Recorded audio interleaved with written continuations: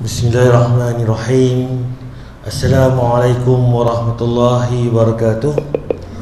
Innal hamdalillah nahmaduhu wa nasta'inuhu wa nastaghfiruh wa na'udzu billahi min shururi anfusina wa min sayyiati a'malina. Man yahdihillahu fala mudhillalah wa man yudlil fala hadiyalah. Asyhadu an la ilaha illallah wahdahu la syarikalah wa asyhadu anna Muhammadan abduhu wa rasuluh. Amma ba'd. Dihormati Tuan Imam, Presiden Kuasa Masjid Sirajuddin Badan Pauh Perlis, tuan-tuan pemuda Allah sekalian, pertama sekali marilah sama-sama kita manjatkan rasa syukur kita kepada Allah SWT kerana limpah kurnianya dengan rahmatnya. Dia beri masa kepada kita, dia beri tenaga, dia beri kesihatan, dia beri kesempatan pada pagi ini dapat sama-sama kita solat subuh berjemaah dan dapat sama-sama kita sambung kuliah mingguan kita, tuan. Itu insya-Allah tak ada apa-apa pagi setiap hari Rabu dan kuliah subuh, tuan. Pada hari ini tuan, kita akan sambung tajuk kita berkaitan dengan bab jenazah. Tajuk kita hari ini berkaitan dengan bab jenazah. Sambungan hari ini pun ada lagi 2-3 bab tentang jenazah ni. Itu tentang larangan keras niyahah. Niyahah ni apa dia? Meratap kematian. Bila meninggal seseorang, kita qiyau dengan melampau. Nabi pun bersedih, cucu dia meninggal, isteri dia meninggal, tapi tak adalah sampai. Kalau kita niyah ni buat ketuk badan, tarik rambut, hentak kepala kat dinding ke apa ke. Jadi dia buat perbuatan yang melampau-lampau. Sedih iya, masing-masing sedih, tapi kena kontrol kesedihan itu. Sebab apa? Kita mati ni bukan mati hilang terus itu saja. Kita akan jumpa balik di alam barzakh nanti, akhirat nanti dibangkit balik. Duduk di sana ni selama-lamanya, tuan. Ke tepi tu hilang terus, tak jumpa dah, tak jumpa. Cuma kadang kita berbeza, di neraka ke ataupun di syurga. Itu beza dia, tuan. Itu tentang meratap kematian. Sebelum saya nak pergi ke tajuk kita hari ini, kita akan tengok sikit tajuk 2 minggu lepas berkaitan dengan ulang kaji bab jenazah, larangan wanita ihdad berkabung atas kematian. Macam mana perempuan ni tak boleh berkabung. Kalau kita bahasa kita berkabung ni, orang Cina, orang lain sebagainya, dia akan pakai baju hitam kematian. Tu contoh lah. Kita Islam ni tak ada warna, tuan. Meninggal tak ada nak kena pakai baju warna merah ke, oranye ke, kelabu ke. Pakailah baju warna pok pun menutup aurat. Tu cerita dia.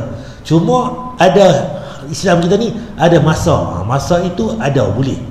Tapi nak kata nak kena berkabung pakai apa, nak kena bawa apa-apa ke, itu mesti balik pada Nabi balik. Apa Nabi buat, apa Nabi contoh.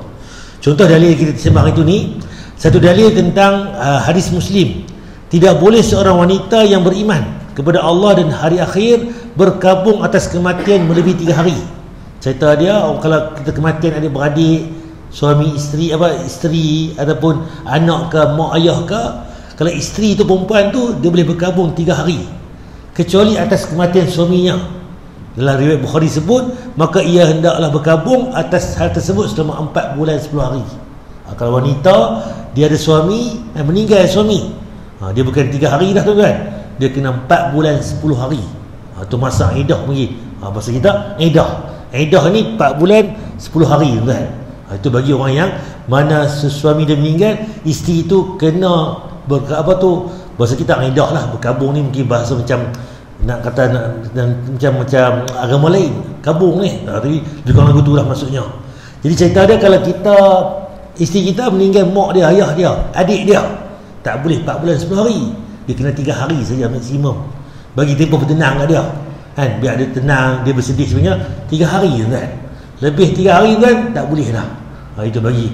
So kalau kita tengok cuti pun, kalau kematian suami ke isteri ke yang rapat ni, dia boleh cuti.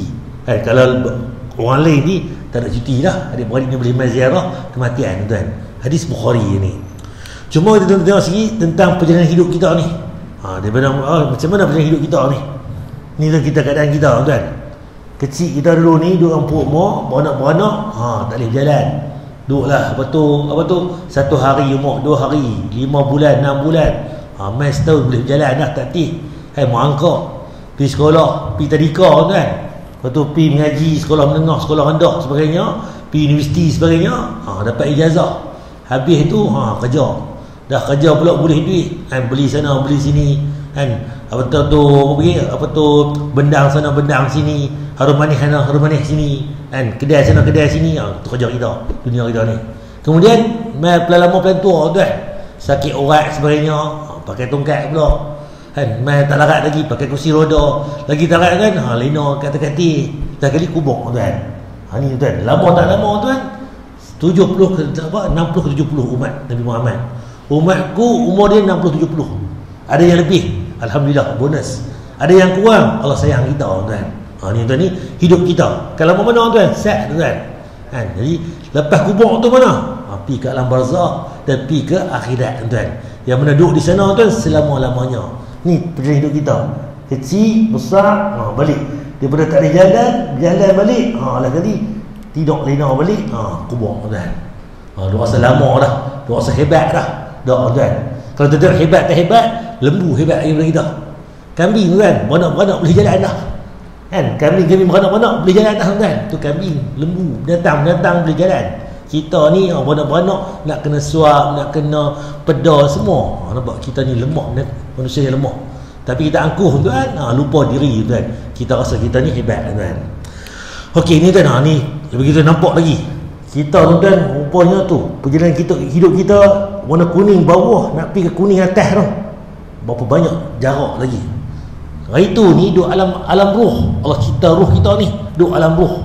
Kemudian kita duduk alam kandungan, duduk dalam perut mak. 9 bulan tu, 10 hari tu. Kemudian kita duduk mana? Duduk nombor 3 tu. Anda di sini. Mana? Alam dunia. Mak 1 hari, 2 hari, sebulan, setahun, 2 tahun, 5 tahun, 10 tahun, 40 tahun, 60 tahun, 70 tahun, 80 tahun umur kita. Duduk tahu mana? Baru gear 3 tuan. Rupanya gear banyak lagi. Tu alam kubur tak masuk lagi. Alam kehancuran, iaitu yang mana nanti satu dunia ni akan hancur.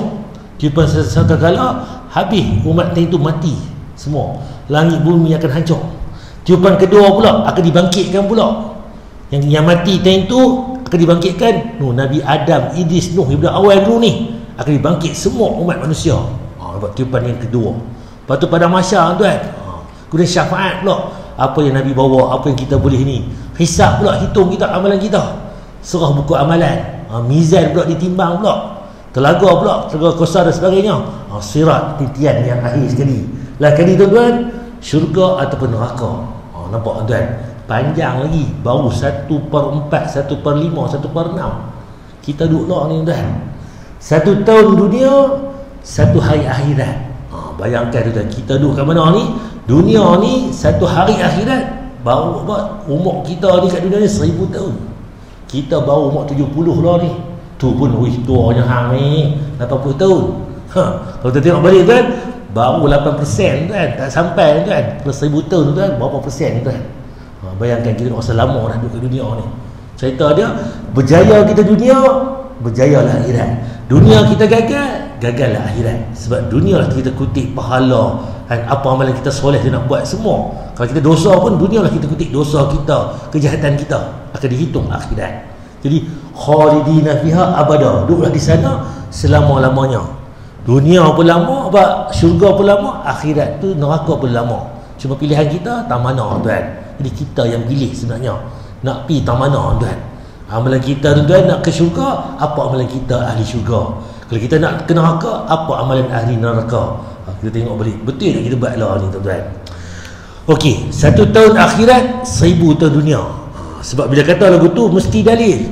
Agama ni bukan boleh main kata. Ustaz kata, dia kata, doktor kata, profesor kata, kan? Tak, betul dia kata. Tapi disandarkan pada mana?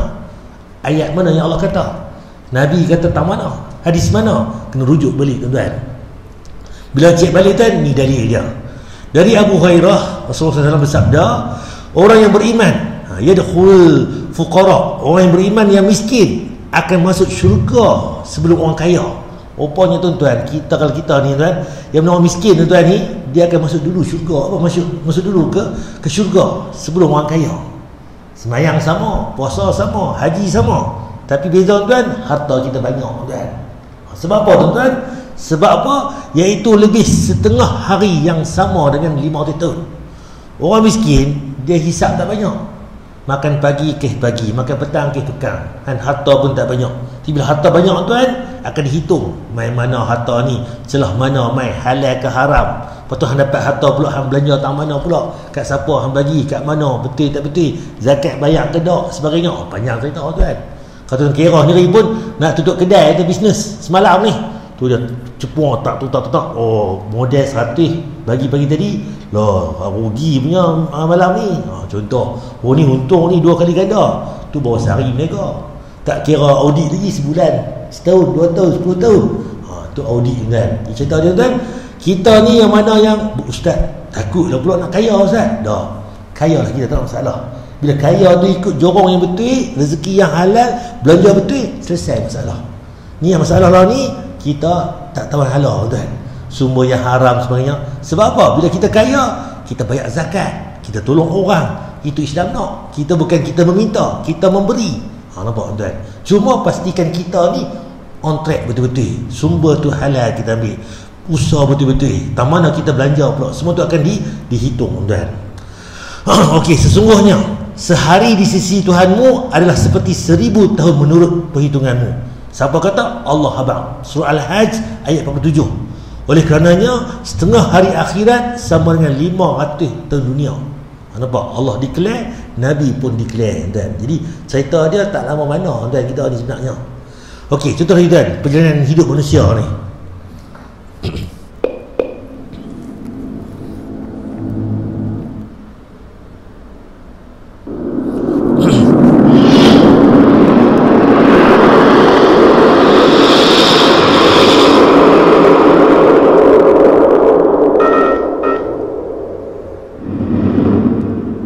Hidup itu dari dunia sementara. Semua kita akan meninggal dunia. Allah berfirman, kullu nafsin dha'iqatul maut. Setiap jiwa pasti akan merasakan kematian. Setiap manusia kita ni akan pasti mati. Cuma cepat lambat dah. Jadi kena bersedia. Kalau kita bersedia, anytime, tak ada masalah. Yang takut ni sebab apa? Banyak tak clear lagi. Ibadah kita kan, kemudian dosa kita tak ada minta ampun, kebaikan kita, kemudian apa lagi, hutang pihutang kita, kemudian apa lagi, banyak tak clear. Anak kita, isteri kita pun tak lepas. Anak isteri pun macam mana, aku meninggal sekali lagi, anak aku semayang ke tak, puasa isteri aku macam mana. Nampak, kita kena clear tuan.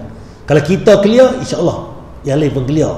Tapi kita ni pun tak clear tuan, yang lain lagi harus. Jadi cerita dia kena bersedia tuan. Kematian.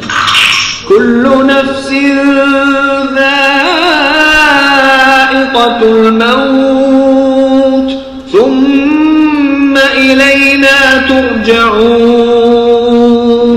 Sebab tu kita kata inna lillahi wa inna ilaihi raji'un. Daripadanya kita datang, kepadanya kita kembali.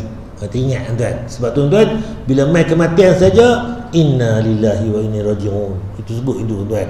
Jatuh girat ke, luka ke, tergeliat ke, luka apa, berdarah kaki ke, inna lillahi wa inna raji'un. Itu dalil yang Nabi ajar kita, cara kita sebut bila main musibah, kematian ke, sakit, demam ke apa, itu perkataan dia tuan-tuan. Cuma kita ni peliknya sebut inna lillah, oh mati dah, tak mati lagi, baru jatuh, baru tergeliat. Bahasa kita tu salah guna. Tu ingat mati baru nak sebut inna lillah, dak, jatuh girat pun inna lillahi. Hei, tak mati lagi pakcik oi, duk ada rumah lagi. Nampak? Orang takut. Itu sunnah kan. Bila sebut ada musibah saja, inna lillahi wa inna ilaihi raji'un. Tapi amalan kita tak sebut lagu tu. Sebab apa? Mati aja baru sebut. Kena ubah balik. Sunnahnya tuan-tuan, sebarang musibah, inna lillahi wa inna ilaihi raji'un. Tidak ada di dunia ini manusia yang kekal. Innaka mayyitun wa innahum mayyitun. Sesungguhnya engkau wahai Muhammad akan mati, dan mereka pun semua akan meninggal dunia. Semua manusia akan merasakan kematian, yang kemudian kita akan jadi semua manusia akan mati. Sebab tu bila meninggal saja Nabi Muhammad SAW, Umar Al-Khattab tuan, dia sedih sungguh ni, seolah macam tak boleh terima kata Nabi meninggal. Bila Abu Bakar kata, wahai Umar, kita sembah bukan apa tu Nabi, kita sembah pada Tuhan Nabi, iaitu Allah itu hidup. Dan Nabi telah meninggal, tapi Allah itu ada tuan.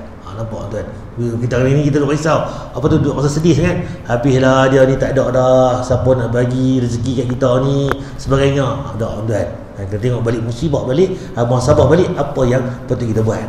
Okey, lebih lagi tuan-tuan, tajuk kita hari ni niyahah, meratap tentang kematian. Tajuk kita sedih lebih. Macam mana ni? Iaitu yang pertama, Nabi SAW, hadis Muslim dari Abu Malik Al-Ansari radhiyallahu anhu, bahwasanya Rasulullah SAW bersabda, 4 hal yang terdapat pada umatku yang termasuk perbuatan jahiliah. Benda ni kalau kita buat, kita masuk orang zaman jahiliah. Dubat lama dah tuan. Yang mana susah nak tinggal. Dia jadi amalan kita rapat dah. Apik dah bahasa kita boleh. Jadi dah darah daging dah. Biasa dah. Pertama, membangga-banggakan kebesaran nenek moyang. Dia bangga dengan nenek moyang dia. Ni jalan ni tepi sungai ni tuan aku yang buat ni. Tu hujung tu bangunan 5 tingkat tu tok nek aku punya. Yang tepi tu pula ni pak su aku. Dia main semua tu, dia bangga. Bukan lagu tu tuan-tuan. Sebab apa? Yang tu kalau kita buat lagu tu, orang jahiliah buat lama dah. Dia berbangga-bangga dengan tok nenek moyang mereka. Harta ke, sebut ke, apa ke, pangkat tahta ke, itu berlaku lama dah. Jadi hindarkan daripada kita duk berbangga-bangga dengan kebesaran nenek moyang kita. Yang kedua pula, mencela keturunan. Cela keturunan. Hang ni tak guna. Hang nak siapa? Patutlah padan tok wan, anak cucu cicit sama. Nampak tuan? Kita marah kat dia. Pasal apa ayah dia pun kena, tok wan dia kena, tok nyang dia pun kena. Orang Melayu kan. Aku sumpah 7 keturunan. Nampak tuan? Contoh Masuri cerita dia. Tu cerita dongeng kan. Itulah panggil kita manusia kita ni. Sampai ada cerita tuan, 7 keturunan kena sumpah. Nampak? Sebab tuan-tuan, mencela 7 keturunan ni kan, keturunan ni itu amalan jahiliah. Tak perlu ada dalam diri kita sebenarnya tuan. Kalau marah dia, nasihat untuk dia saja. Tak ada kena mengena anak dia ke, adik sepupu sepapak dia ke, cucu dia ke, tok wan dia ke atas ke, mak ayah dia ke, tak kena mengena pun. Kalau dia tu dia saja nasihat dia. Tak perlu kita nak maki hamun sampai ke atas dan ke bawah tuan. Yang ketiga pula, mengaitkan turunnya hujan kepada bintang tertentu. Hari ni hujan ni. Hari ni apa? Hari Jumaat. Jumaat pula ni hujan boh ni. Contoh-contoh kita kan. Hari ni Jumaat ni, boh hujan lebat ni. Jumaat pula nanti. Tu kepercayaan-kepercayaan tu. Kalau sekadar duduk lawak-lawak gelak ke apa, tak apa lagi. Ni percaya sungguh ni.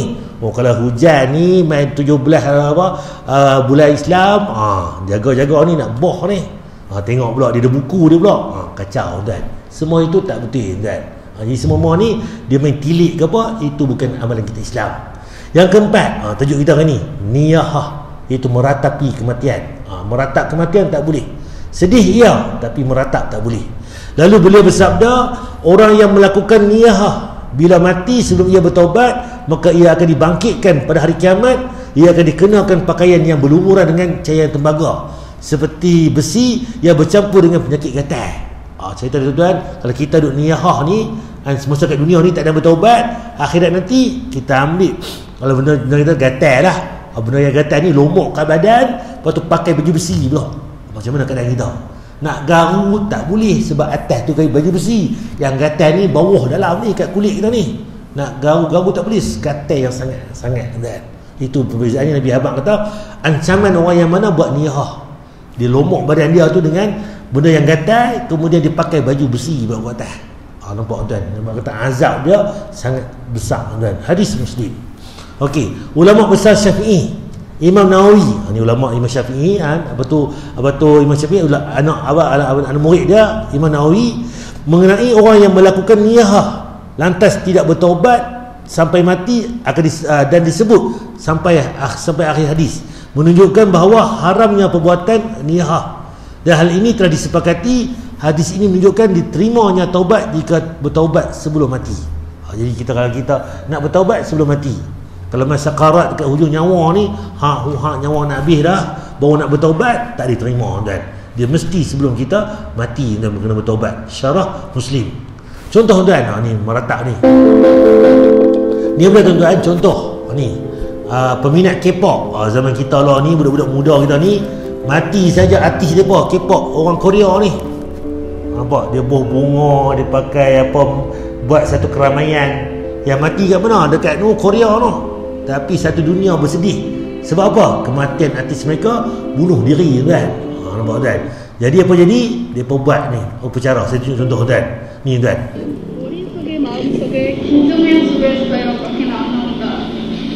Ni artis depa, bunga mereka sebagainya.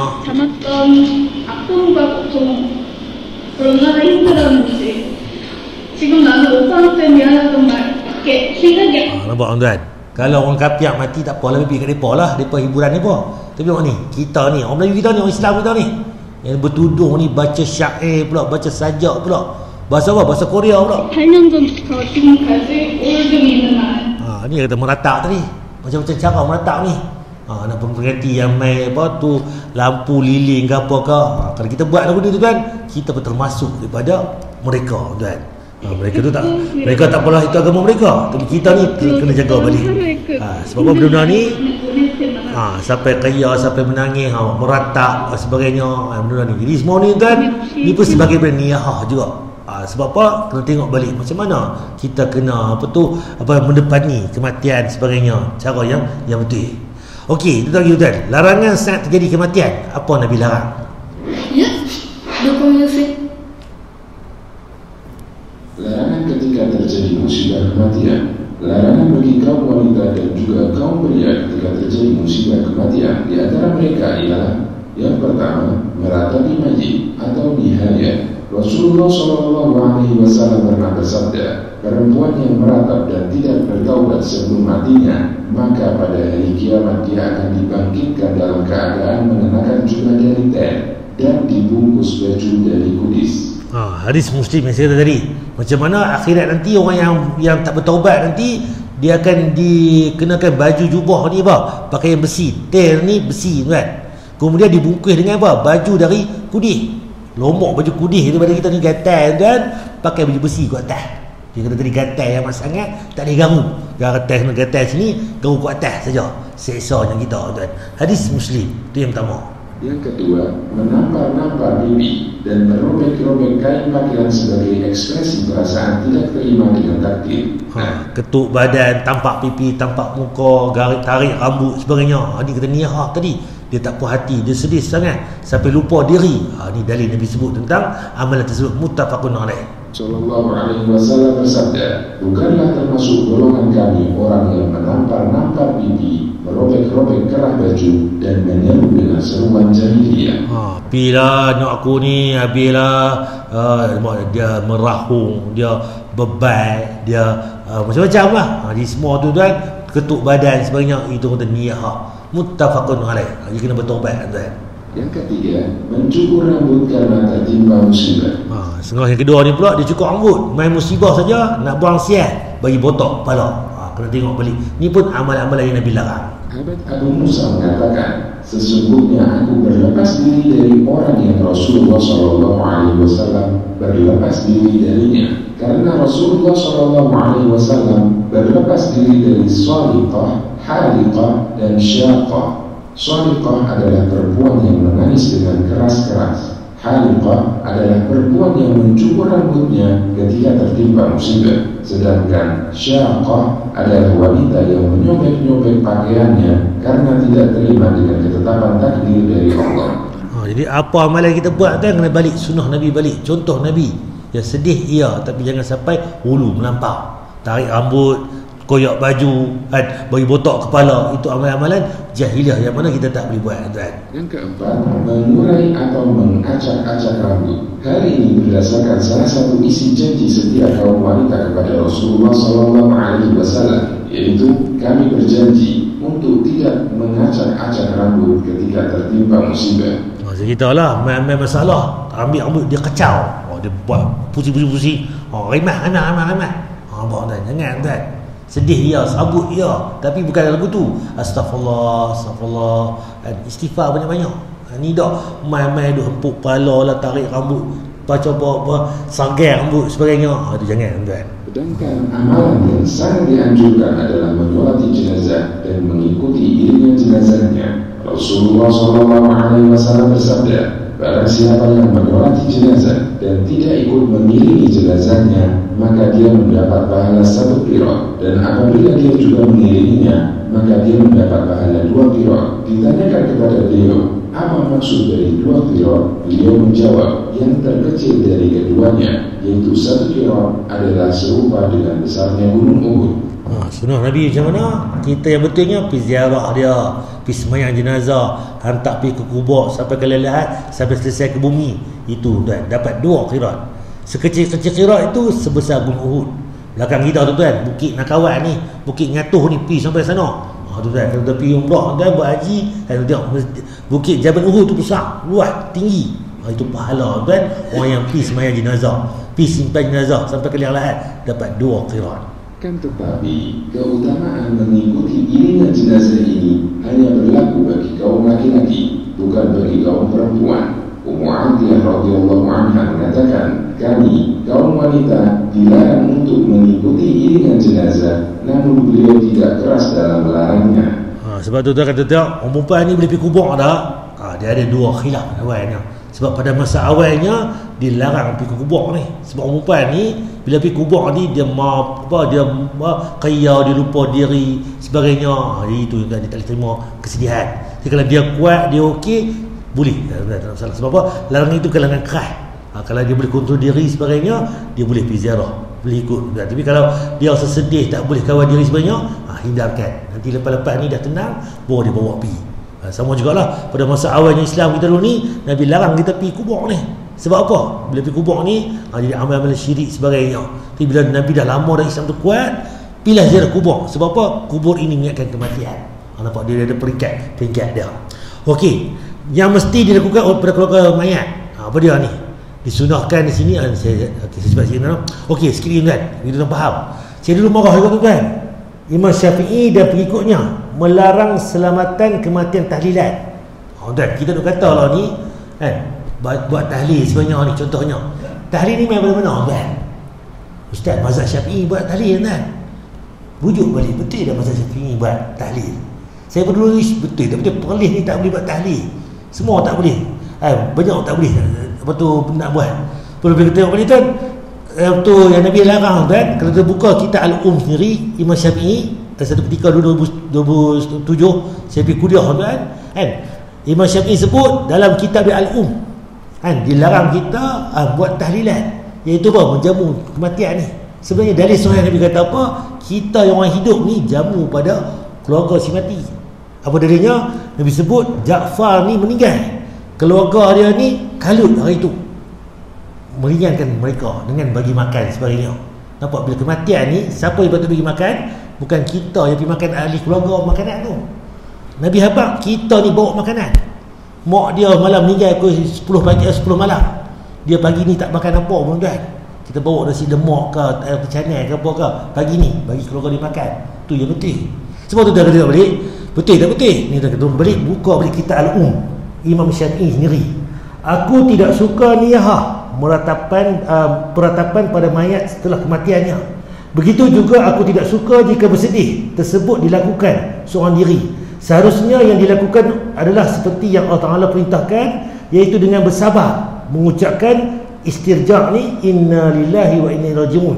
Aku pun tidak suka dengan cara maktam, iaitu berkumpul di kediaman si mati, walaupun di sana tak ada tangis, tak menangis pun. Kerana berkumpul seperti itu hanya membuat keluarga si mati dalam keadaan bersedih dan menimpa mereka. Beliau Al-Um jilid apa tu muka surat 318. Siapa kata tuan-tuan? Imam Syafi'i kata sendiri. Itu yang pertama. Tapi tuan, contoh, kalau kita kata game perlis kita ni mungkin agak pelik. Kalau kita ambil contoh siapa meninggal ni Aziz Nikmat, yang mana dia ni mazhab apa? Mazhab Syafi'i. Apa dia pesan dekat anak dia tentang kematian dan tentang dia. Ni bukan politik kan, ni nak kata tuan tentang apa yang berlaku. Assalamualaikum. Saya nasihatkan kepada rakyat Malaysia, Muslim yang dari seluruh negara yang datang ziarah pada hari-hari sekarang, yang ziarah untuk pertama, pastikan ziarah dan satu ibadah dengan sunnah Nabi SAW. Nabi tak ajar kita bagaimana untuk ziarah kubur. Pertama, doa yang ada, dan yang kedua ziarah kubur untuk manfaat diri kita sendiri sebagai muslim kami peringatan daripada kematian. Jadi kita harus menambah perkara yang nama tersebut sebagai bid'ah, kalau khurafat. Okay, apa yang berlaku tuan? Bila meninggal saja Tuan Guru Aziz ni, kematian dia tuan-tuan, kubur dia orang main ambil tanah, sambil ziarah pergi ambil tanah, keberkatan. Tak ada Nabi ajak berlaku tu. Islam pun larang tuan. Nak ziarah baca doa tuan. Itu sunnah Nabi. Tak perlu kita pergi ambil keberkatan kubur wali ke apa ke tok guru ke, tak perlu tuan dipesan awal. Ada yang sampai tanah berkat. Semua benda yang tak diajar di agama. Berkatan tanah ini 3 satu tanah Arab, Mekah, Madinah dan Baitul Maqdis. Jadi tanah-tanah yang orang soleh pada amalan dia ilmu yang dia ajar di masa dia sebenarnya bukan soal tanah. Saya dan ada benda yang sebut kemudian kematian itu kita tak nampak lepas dia meninggal tuan naik bina baca Yasin 7 hari 7 malam di Kelantan ni tuan, naik bina ni baca Yasin 7 hari 7 malam. Kalau ikut boleh buat je lah, tapi nak buat baca Quran kan tak boleh, tak, bukan sunnah Nabi tuan. Di Habak kami tak buat lagu tu, nampak tuan. Ni keluarga arwah sendiri yang Tunggu Nurul Aziz. Itu apa ni saya sebut seorang mati yang paling penting ialah doa untuk orang mati. Bukan saya kata tu tuan. Ni depa declare sendiri, keluarga dia sendiri, amalan dia sendiri. Ikut sunnah Nabi tu tuan, clear saja. Kalau ikut Imam Syafi'i sendiri pun clear tuan. Tapi kita kata ikut Imam Syafi'i, tapi tak, bukan Imam Syafi'i abang lagu lain, kita buat lagu lain. Kita salah faham dah sebenarnya. Itu yang berlaku tuan. Kita pilih lagi tuan. Tuan, main mana asal usul tahlil tuan? Kita rujuk balik tuan.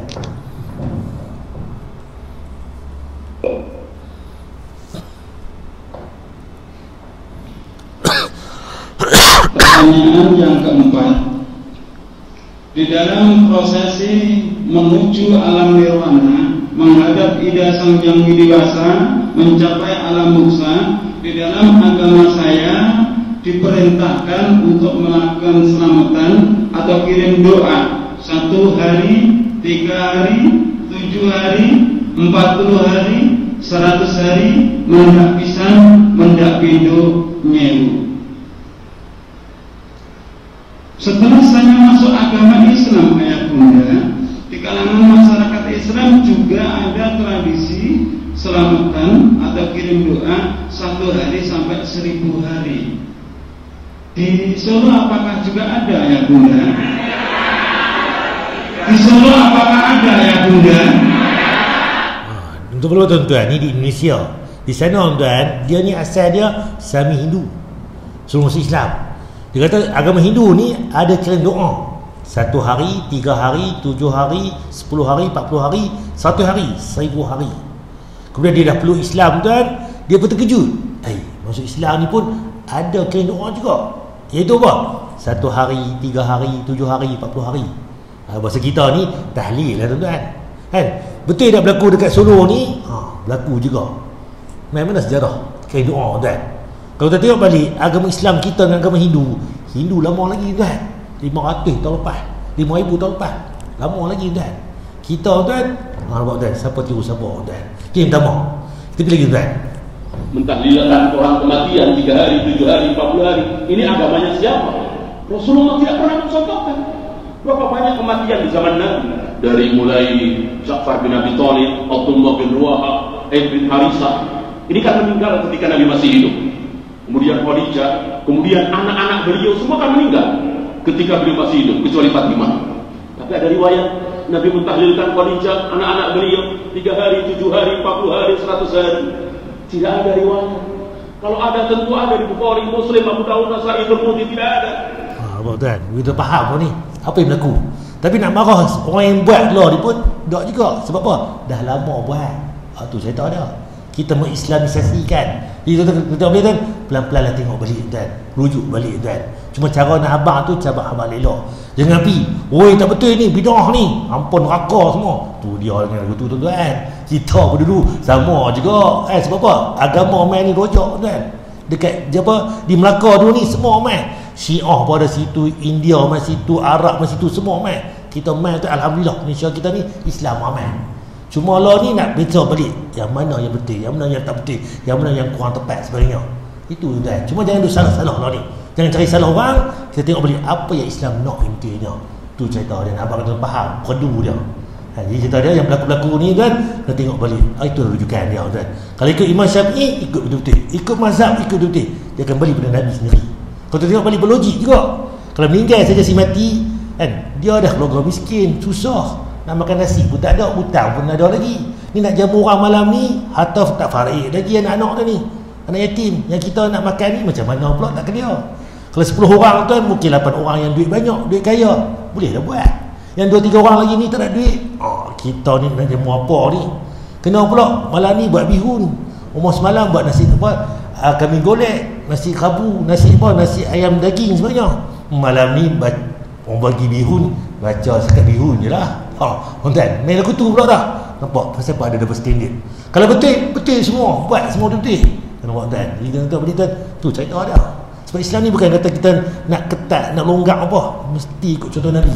Kalau betul benda ni ada tuan, zaman Nabi buat lama dah. Sahabat buat, tabi'i buat, 4 mazhab pun buat tuan. Itu cerita dia. Lah ni bukan mazhab tu buat, ulama-ulama yang bermazhab yang duk kata tuan. Betul tak betul? Balik pada qala Allah, qala Rasul. Kalau betul kita pegang kata. Kalau tak betul, letak tepi tuan. Tu cerita dia tuan. Cuma lah jangan salah siapa, tengok balik macam mana kita nak, cara kita nak kembali pada Islam yang benar. Itu yang betul tuan. Jangan kita duk salah, duk cerdik, duk ni orang tak, orang tak tahu. Kita pun tak tahu tuan. Kita belajar tuan. Allah malam. Sama kita belajar pun. Bismillah kuat, bismillah pelan, boleh tak? Boleh belakang. Kuat pun iya, pelan pun iya. Tak baca terus pun dia. Boleh kita ni baca tadi pelan. Mazhab Hambali apa mazhab Maliki tak baca terus. Nak kata apa kat depa tuan? Sebab apa? Nak faham agama itu. Ada Nabi baca kuat tadi, ada yang kata dak baca pelan, ada yang baca tak baca terus. Bismillah itu Al-Fatihah. Kedak. Ada kata bismillah itu Al-Fatihah, ada kata lain. Itu kata khilaf ahli sunnah wal jemaah. Tapi dalam bab tahlil tadi dia bukan khilaf dah. Dia lain tuan. Kalau bismillah kuat pelan, ya masih dalam khilaf ulama. Apa tu kunut pun sama juga, boleh baca tak boleh baca silakan. Cuma yang dibeza pasal apa boleh baca, kedah tak baca, tempat boleh baca contohnya itu kalau tuan balik ati Allah wa ati Rasul wa ulul amri. Taati Allah dan Rasul dan para pemimpin kita. Saya tahu tuan, kalau tuan balik sebab kita special di Malaysia ni 14 buah negeri ada 14 mufti. Kalau tuan satu dunia tuan, satu negara satu mufti. Singapura satu mufti, Brunei satu mufti, kan? Apa Siam satu mufti. Semua tuan satu mufti je. Perlis apa Malaysia ni ada 14 buah mufti. Nak kata boleh tak boleh, tapi mana tu cara dia pecah perintah. Dan setiap mufti apa tu raja pula dia berhak atas agama. Main perlis ya, sebab apa undang tubuh Nabi perlis lagu tu. Pi Kedah lagu tu, pi Kelantan lagu tu. Semua betul tak? Ahli sunnah wal jemaah. Tu kita faham. Kan kalau tengok balik pun minum arak yang sama. Mai perlis kena sebat. Pi Johor pula sebat kena penjara. Tu dia. Pi Terengganu pula kena sebat, kena penjara, kena apa pula? Minum yang sama tapi apa sebab? Dia punya hukuman dia berbeza-beza. Sebab atas negeri itu pula nak menguruskan agama dia tuan. Tu cerita dia. Betul tak betul? Ya betul. Masih dalam ahli sunnah wal jemaah tadi. Kena faham lah. Kalau polis kita ni bismillah pelan, kunut tak baca, kena taat lah. Sebab apa? Ini pemerintahan polis. Sebab kalau kita tengok balik, kita kata polis raja, semua raja ni, raja sendiri pun kalau dia tak ikut sunnah polis ni, dia pun kena buang jadi raja. Buktinya apa tuan-tuan? Kalau anak raja nanti contoh cucu dia ikut Syiah, ikut ajaran sesat, tak boleh jadi raja dan lantik orang lain. Nampak tuan? Dia mesti ikut ahli sunnah wal jemaah. Itu tuan. Jadi kita tengok balik lah. Kedah lagu Kedah, Kelantan lagu Kelantan, semua tuan. Pergi Kelantan, kita buat macam Kelantan. Pergi Johor lagu Johor, tak ada masalah sebenarnya. Mereka kata situ cara Johor, keluasan di situ. Nampak tadi betul faham. Saya duduk marah juga, pasal apa tak boleh, pasal apa tak boleh. Dia main ada bab lain pula. Sunnah yang sama, ahli sunnah wal jemaah, tapi dia main kepada pemerintahan. Perlis ni baik sangat tuan naknya. Betul kita jadi duk seperti pening-pening ni sebab apa? Kalau tepi negeri lain, tak boleh. Dia akan terus kena kan. Tindakan tertentu. Kita tak buat lagu tu. Boleh kita nak membina, bagi ilmu pada rakyat kan. Allah malam. Kita faham agama, selesai kan. Tuan-tuan. Ada satu tanya tuan tajuk kita hari ni berkaitan dengan tajuk ni. Jadi tuan-tuan, apa-apa pun agama ni qala Allah qala Rasul. Itu pegangan kita. Jadi tengoklah macam mana kita nak urus tuan. Ada tanya tak tentang tajuk ni? Berkaitan dengan tadi kematian ni, niyahah. Kata apa saya bondi dekat ni. Kan? Sekian subhanakallah wa bihamdika asyhadu an la ilaha illa anta astaghfiruka wa atubu ilaik. Assalamualaikum warahmatullahi wabarakatuh.